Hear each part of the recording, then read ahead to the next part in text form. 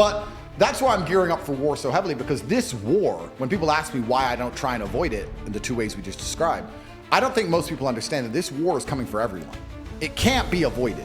You're either going to become someone like me who's fighting against it, the counterculture, or you're going to buy into it and be a victim of it. I don't think any man who wakes up and accepts the garbage that the Matrix tells them, that yeah, it's okay to be depressed, like we just talked about, yeah, you should be running around doing perkies and Aderall and consuming porn and sleeping with a bunch of hoes, and yeah, go to school and get an education and get in debt, and then go get a mortgage and get in debt, and then 9 to 5 and just slave away, and you'll be retired when you're 74, it's gonna be fine. All the things they push, all the standardized mechanisms that a man's supposed to live his life by, I believe lead to crippling depression and sadness anyway. I don't think that makes anyone happy. So this war is twofold. You can either fight against the system and be its enemy like I am, or you can accept the system and then you're gonna be fighting against yourself in your head. Because now you're your own enemy, because you listen to the system and you hate yourself and you hate your life. Yeah. So what do you want to do? If you can't avoid fighting, do you want to turn on yourself or do you want to turn on your enemy? Every single part of me is on my team. My mind, my hands, my feet, everything, my teeth, you name it. If it goes to war, I've got every single weapon at my disposal. So when people say to me, why am I fighting this war? I say, you're in the war too. You're just gonna be a casualty of it. You're gonna be a forgotten name. You're not even a name, you're gonna be a number.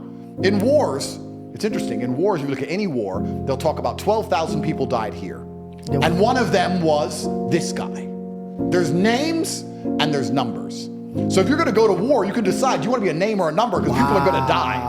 People are gonna die regardless. And this is why I teach the things I teach. I say to men, listen, you need to become as strong as possible. You need to make a bunch of money. You need to prepare. You need to have 7 passports in 7 different countries. And you need to start sitting there getting paranoid and panicking and getting things done. This is why I push masculine excellence, because when they come for you, when they come for us all, if you have no weapons to defend yourself, you're gonna be one of the 12,000 in the ditch. So at least when they kill me, they know who they killed. At least they'll say they killed 12,000 men and Andrew Tate. Yeah. At least I get that. So I've created my reality, absolutely. And the number one thing I will not do is talk to negative people. I don't want to hear, I don't care what your story is. I don't care what happened. If all you do is complain, you are not around me, because it is sticky. It's sticky to you, it's sticky to the universe. It leaves a residue. I don't want to hear it. Everyone around me is happy. And not only happy, we're the kind of people, if we're in a trench and we're getting shelled, we're laughing. Yep. We're like, missed, woohoo. That's who we are. Bro, they just hit me with the largest Matrix attack on the planet. I should be destitute and disappeared. Here I am on your podcast. I just pulled up in a brand new sports car. I'm like a cockroach, and you drop the nuke to kill everyone. The cockroach crawls out with Top G on the back. It's all hilarious, bro. It's a joke. Human trafficking for TikTok. The whole thing's a joke, but here I survive. So you have to be that person. And even my brother and I in jail, sometimes we just look at each other. We'd be sitting there in jail. And sometimes we'd look at each other and just burst out laughing. Like, this is so ridiculous. But I don't have time for negative people. And especially when negative people come out with their sub stories, I guess I'm kind of fortunate that God has put me through so many difficult things. When people tell me their sub stories, I'm sitting there going, is that it? You're a fuck up because of that? You should have seen what I had to do. Like, so I don't even want to hear it. I'm uninterested in it. And you're right. You have to be careful who you're around, because you are the sum of the 5 people you spend the most time with. You are who you hang out with. My father would tell me that all the time. He'd be like, hey, cut it out, bro. Yeah. You need to stop hanging out with these people that are bringing you down.